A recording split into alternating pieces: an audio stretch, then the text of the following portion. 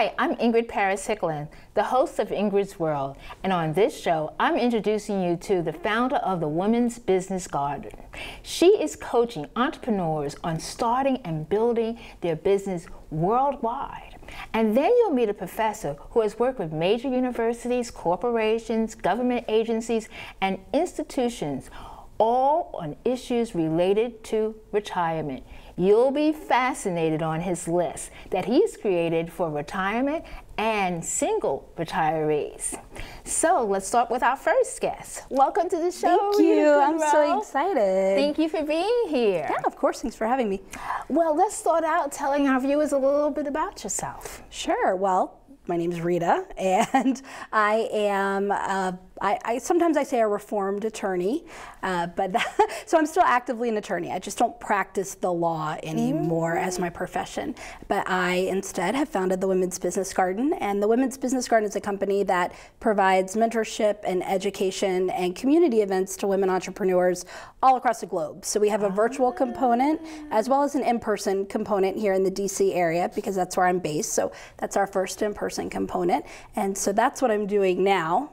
Wow. It's great. It's a lot of fun. And so what propelled you to leave the corporate America? And I know you're talking about like 35 dates. Okay. What's that about? So it was not a straight path forward to leaving the law and just starting the Women's Business Garden. Okay. So buckle up for this story. So I was working as an attorney, and on the side I started a local meetup group in the area called Singles in the Suburbs. Okay. And the whole point was for me to meet a couple of other people that happened to be single like me, so I could make a couple of friends. And I thought, the group will shut down, and I'll have a friend or two, and that'll be great, right?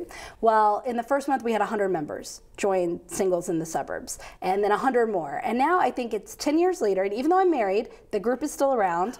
It's almost 11 years, and there are about 4,000 singles in the Suburbs. No way. Yes, in the DC metro area. Just in the DC area? Just in the DC area. So there's obviously a need for a group for Singles in the Suburbs. So I was running that, but that was a hobby. I was still working as an attorney, doing my law thing. You know, I started the group, and I met a guy about the day after I started Singles in the Suburbs. Okay. And a little bit after that, we started dating, and we dated and ran the group together for about 5 years. Okay. Until, I always say, when I go around and talk about this, until hashtag suddenly not so suddenly. Because it felt very sudden that night, but 5 years, a lot of problems, a lot of things I ignored. It was not sudden. The breakup was not sudden, but he broke up with me. And so it felt very sudden that night. And I was about to turn 35, so I kind of had this moment where I was like, here I am, single, age 35. So the next day I took a bottle of wine over to my best friend's house, and we were talking, and the bottle of wine turned into this great, brilliant idea to go on 35 dates in 35 days to celebrate my 35th birthday. And so I opened my calendar, and I saw 35 days that I had nothing planned, and a little bit tipsy from the wine, I sent an email out to all my friends. Like, this is what I'm going to do. I want to go on 35 dates in 35 days, and here are the dates. And it's not to find love, right? I wasn't ready for that yet. Right. But it was to meet people I would normally not meet and do things I would normally not do. And the reason that was when I was talking to my best friend and coming up with this great idea. I said, I've had 5 long-term relationships in my life, and here's what they have in common. They all ended, and me. So maybe, Ingrid, I'm just saying, I might have something to do with the fact, I mean, let's not go crazy. I might have something to do with the fact that my relationships kept ending, right? So I decided the only way to know for sure was to be uncomfortable in some uncomfortable situations so I could see how I reacted and what I did. So when I sent out this email, I said, look, I don't want to know anything about the guys. I don't want to know their age. I don't want to know their race. I don't want to know what they do for a living. And I want them to pick the activity. Because again, it was to meet people I would normally not meet on my own and do things I would normally not do. So that I had to be uncomfortable. And then I had to figure out how I reacted in those situations. Right? So I did this. Like, one guy took me to trapeze school, and I'm terrified of heights. So the whole date, I'm like up on the platform crying for like 20 minutes, right? Tears, with the instructor going, Rita, there are 2 ways down. You can either climb down that ladder that you just walked all the way up to get up here, and I looked down, I said, nope, and he said, or you can swing and fall into the net. So I swung, fell into, I didn't do anything you're supposed to do. I didn't hang upside down, I didn't do any of that. But you the guy, did it. I did it, and the guy that I was with ran over to me and said, amazing, way to go, I'm so proud of you. And I realized, like, for example, from that date, I realized the importance of feeling the fear and doing it anyway. And also surrounding yourself with people who support you, right? Wow. So I blogged all about my 35-date experience. It's still up on the internet. Okay. 35 days. And I didn't blog, it wasn't like the guy didn't pay or he didn't pull out my chair. It was lessons like that, like what I learned about myself on that date. Yes. So my blog got picked up by another blogger who's a pretty popular blogger. And so one night my readership went from about 500 to like 50,000 overnight. Oh my gosh. And I was like, whoa, what happened? And because it became popular, I started meeting a lot of coaches. So a lot of coaches came up to me and said, you know, we want to give you free date coaching, right? They want it to be in my blog. So free date coach, I said, fine, I get free date coaching, you get free marketing, everybody reading gets free advice. It's a win-win-win. Yeah. Well, one coach said, Rita, what are you doing? You should quit the law, you don't love it, and you should be a coach because you're already coaching people, right? They're reading your blog, they're taking your lessons, they're doing what you say, you're running the singles group, you should be a dating coach. And I said, you need to be quiet because, because lawyers don't quit the law, and they definitely don't quit the law to become a dating coach. Ask my mom. They don't quit the law to become a dating coach. But the universe had other plans in mind for me.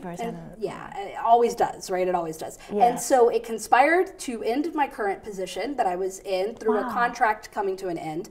And I had a minute where I could either go find another law job, which I didn't love, or I could try to make date coaching a go. And I threw myself in and I decided I'm gonna make it a go. Okay. And within the first year, I had surpassed my attorney salary.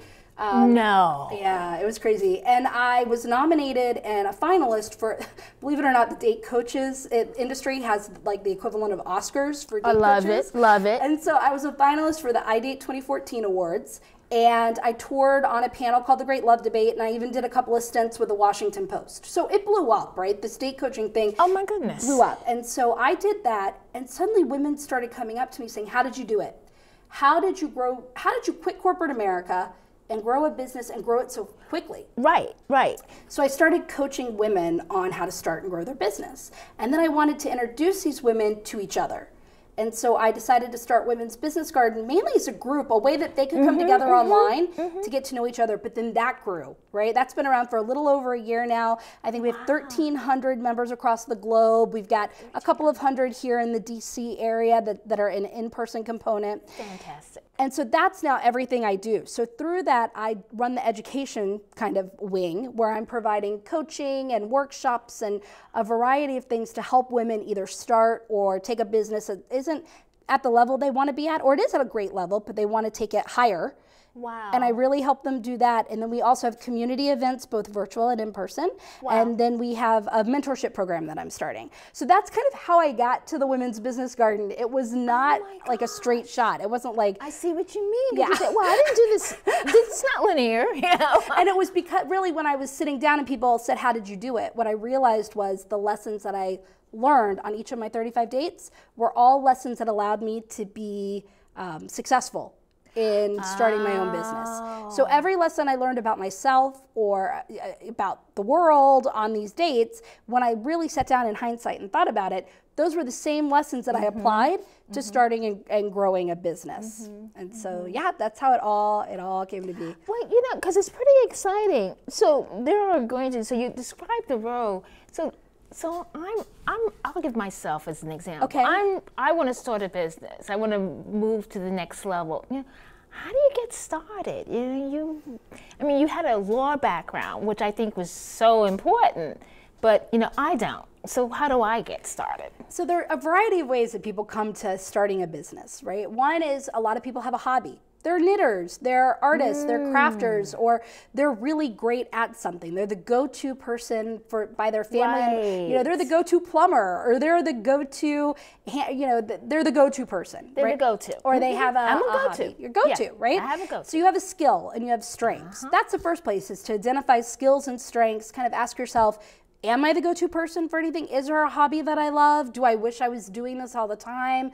Could I identify those things, right? That's one place. Got it. The other are people who are really great in their field, and they've just grown tired of working for someone else, or they want more flexibility, or they want more freedom in their schedules. So they know what they're doing. They're a lawyer, they're a marketer, they're a writer, and they already have this for a corporate America job. And they're like, I love what I do. I don't want to change what I do, but I'd like to change how I do it, where I do it, who I do it for. Right? So taking those is a first place just to identify it, right? And then kind of I say, run it through a gut check of, do you want to do it as an entrepreneur? Because entrepreneurship's not for everybody, right? It sounds great. It sounds like I can work from anywhere and I can have the clients I want and I make as much money as I want to. And it's true, like absolutely true. Right. But the hours that it takes to get to that point and what you have to do, because now you're wearing all the hats. For your business. You are the marketer, you are the salesperson, you're your admin person, you're your graphics developer, you're everything, right? Until you can reach a certain stage that you can start outsourcing some of this stuff. And you have to really be honest and either say, am I okay with outsourcing it off the bat? Or do I not really want to, I just want to teach yoga, right? I love yoga. I just want to teach yoga, right? Because the minute that you decide, I don't love you. I mean, I'm sure I would love yoga. I'm looking to love yoga. But yoga is a good example, right? Where people are working at a yoga studio and they love yoga and they decide, I want to open my own studio. Right? And that's not necessarily the right thing for them to do if they don't love everything that comes with building a business. Which is all the back end stuff. Which has nothing to do with teaching yoga. So what's exciting about this is that, you're getting me to really think about, what I should do and how it all comes together. Let's tell our viewers, because what you're doing, we can't just put in like in a few seconds. No. But how can we get some more information about about starting our own business? Sure. I mean, the first place, right, I'm going to send you to the Women's Business Gardens. Okay, there you go. There you go. If you go to womensbusinessgarden.com, our website will direct you to our online communities. And our online community of women from Facebook, that's housed in the Facebook platform. Super. That has a whole bunch of information, as well as our meetup group if you're in the DC area, right? You can join the meetup group and come out to a meeting, come out to an event, and also check out the other areas with resources on our website that are able to direct you. But it gives you a good idea of what stage am I at? Am I just thinking about maybe I'd like to start a business, or have I already started one and I just need to grow it and I need to get it to a higher level? I'm not making the money I want. I don't have kind of the freedom that I want. I need to be doing something different. Or maybe you are at the level you want, but you're like, I want to do something bigger. But I want to do it bigger. I want to do it bigger. How do I? So you'll be able to kind of evaluate where you are. And from there, it'll give you a recommended kind of educational track, programs, workshops that you can do to help you get onto that path. Yeah. Okay. Well, Rita, you are fascinating and so enthused. So thank you so much for being on the show. Thank you so much. All right. Coming up next, we'll be talking with Dr. Creedon, who's going to talk to us about our list. So stay tuned. We'll be right back.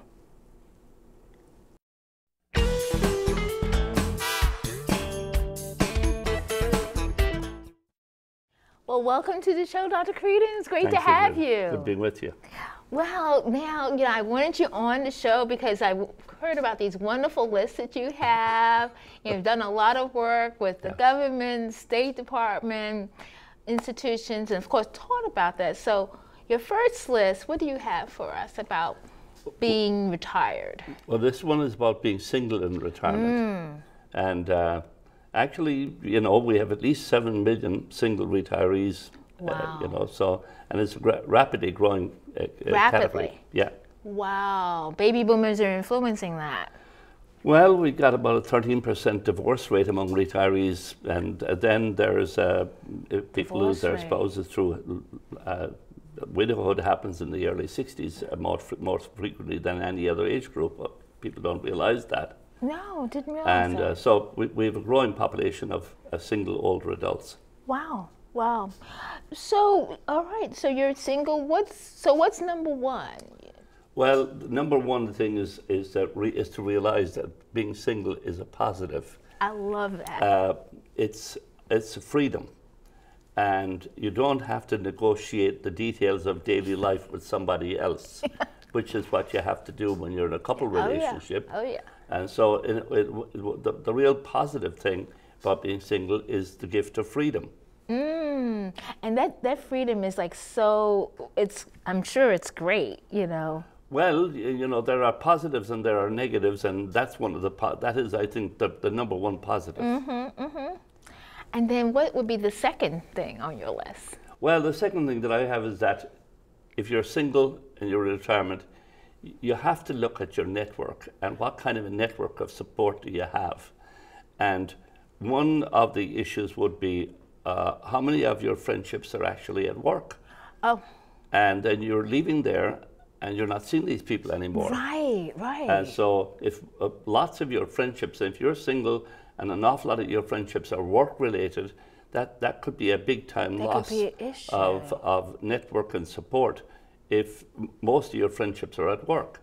And so I ask people to evaluate what percentage of their network is work related, because I see that as likely another big loss, you see. Right. And then besides looking through the workplace, the second thing I ask them to do is to evaluate how much of their network of friendships are age peers. So what does that mean, age peers? Age peers means like people the same age as yourself. Okay. And an awful lot of us, you know, we have pals and friendships over the years, and that people the same age group as yourself is very common. Yes. And if you're 20 and 25 and 35 and 45, hey, great. Then all of a sudden, you know, you start to hit 55 and 65, and people start dropping out. You start losing friends and your uncles and aunts, and then, you know, parents get older, and so as you move into retirement, into later life, if all of your friendships are in the same age group as yourself, then you're going to survive, of course. Yes. But a lot of them won't. Right. And so it's very important to have different age groups among your friendships. Okay, that's a so great that you have people tip. younger than you, and the answer in a way is, if you don't have friends who are younger than you, then, you know, maybe through your family, you might have nieces and nephews, maybe through your church or a synagogue or temple or something, maybe through baseball coaching. There's all kinds of ways to get volunteering. There's all kinds of ways to get younger people into your life. But if all of your friendships are the same age group as yourself, that's a signal that you need to start looking at, how do I get people younger than me? And it naturally, for a lot of us, our children and our grandchildren and so forth provide a big multi-age group support system. Right. That's really interesting, and something that we need to be deliberate about. Yeah, we need to look. We need to take a hard look at where are our friendships, and how many people do we have who are, you know, younger than we are. Wow. And what else is on your list? Well, the family ties. I mean, family is normally the number one source of support and friendship and kind of security for an awful lot of us. But you know, some families, like nieces and nephews, can be a very important source of long-term relationship. And there are some cultural groups, for example, where godchildren have a special relationship with their godparents. And so there are ways to, in a sense, look at family as a resource.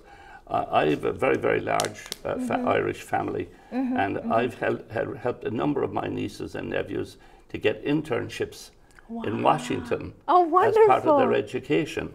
And you know, they have absolutely enjoyed the opportunity of being here and doing things in Washington.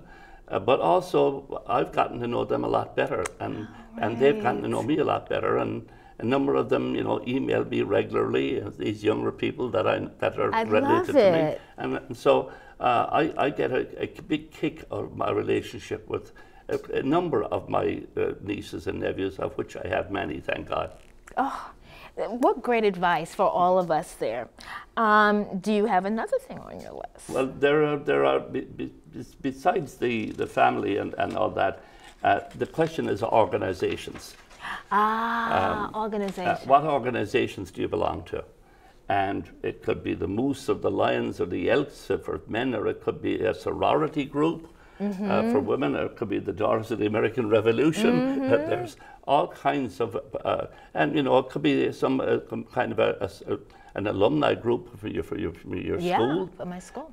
There's lots of ways to get support networks through other organizations that you participate in. Right. So I say to people, if you don't have a strong network of support through your family, and you no longer have the network through your workplace, then get involved with a few organizations, some voluntary activity. America it has always been a land of voluntary associations.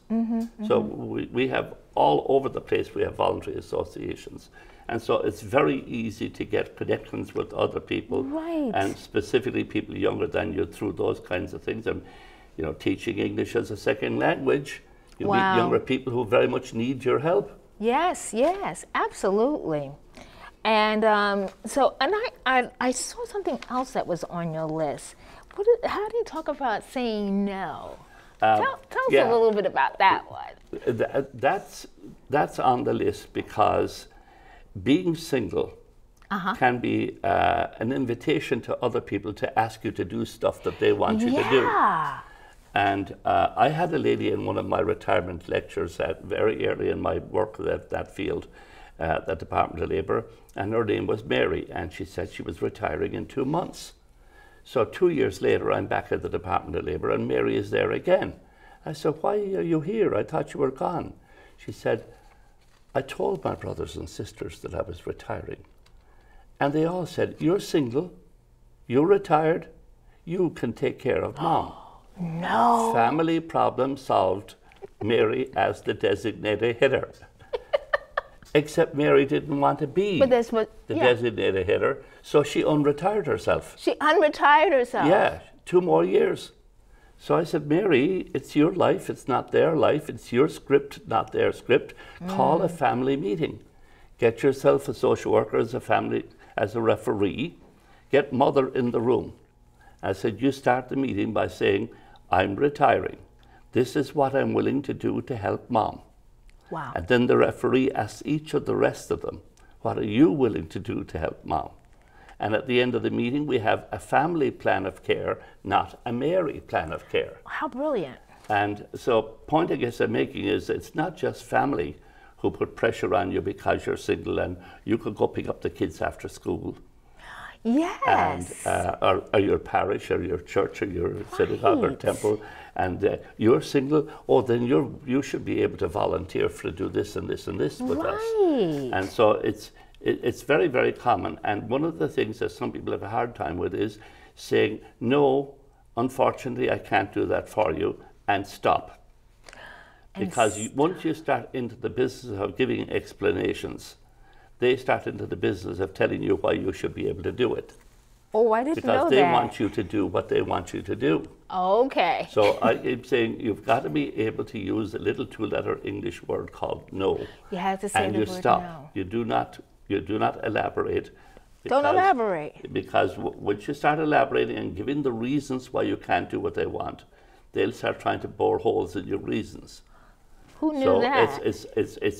It's the ability to make declarative statements about what you're willing to do and stop. And that's a very important gift and ability to just assert yourself. I don't think you just have to be retiring just to know about that one. I think everybody needs to know that. And another one that's rather important is not thought of often enough, actually, but it's pets. Oh, what's a pet? A pet, because a pet is like a friend.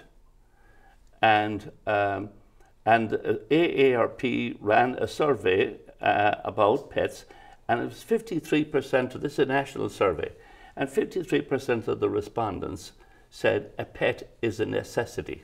for retirement. It's a necessity. But I think if they had just confined it to singles only, they would have probably got a higher than 53% rate. Wow. Because a pet is like a companion. Right, right. And my mother lived alone in our family home after she had reared a big family there. And I came home from my American work one time, and my mom was there with her little dog, Lana. Oh. And she said, Lana is my friend.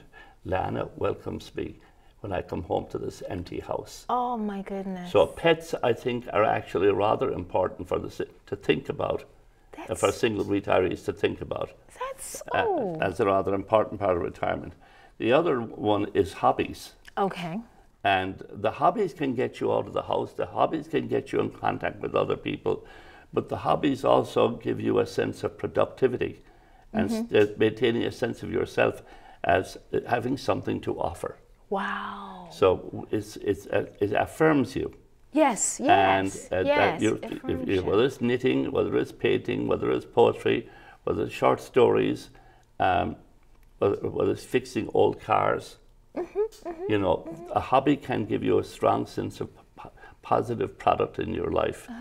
But it also can create a network. Yes. Because people with hobbies network with other people with hobbies. Exactly. And so it's a network opportunity, it's a self-affirmation opportunity. And so a hobby is a really important part of all this. And because you're single, you have to think about long-term care insurance and you have to think about retirement communities because you have to think ahead. Think ahead. And if you're single, couples have an ability to help each other to cope longer. Yes. Significant, you know, they can help each other significantly longer. And if you don't have that kind of support system, then you have to think about other support systems as you get older. And so the issue becomes that retirement communities, not necessarily as far as I'm concerned for everybody, but I think single retirees have to think about what will be my support system be as I move forward in age. And retirement communities could be a very important resource for at least some retirees. Right, right. You know? Right. And long-term care insurance is another aspect of the same thing. And I encourage people to look at it. And AARP actually has a good long-term care insurance policy, which people might think about. And there are others as well as that. So that covers that, I hope. More than covers. Well, Dr. Creedon, you are just wonderful. I want to invite you back on to be on another show. Yes. Because it's wonderful. Well, thank you. And I hope our viewers are out there, you know, listening to the good information that we just received from Dr. Creedon. Well, thank you. So I would like to thank Rita Goodroe as well as Dr. Creedon for being fabulous guests. Our quote this time is from Jackie Joyner Kersee. Age is no barrier. It is the limitations you put on your mind. Thank you for watching Ingrid's World, and don't forget to friend us on Facebook and follow Ingrid's World VA on Twitter and Instagram for instant Ingrid World news. So stay in touch and be a blessing to someone today.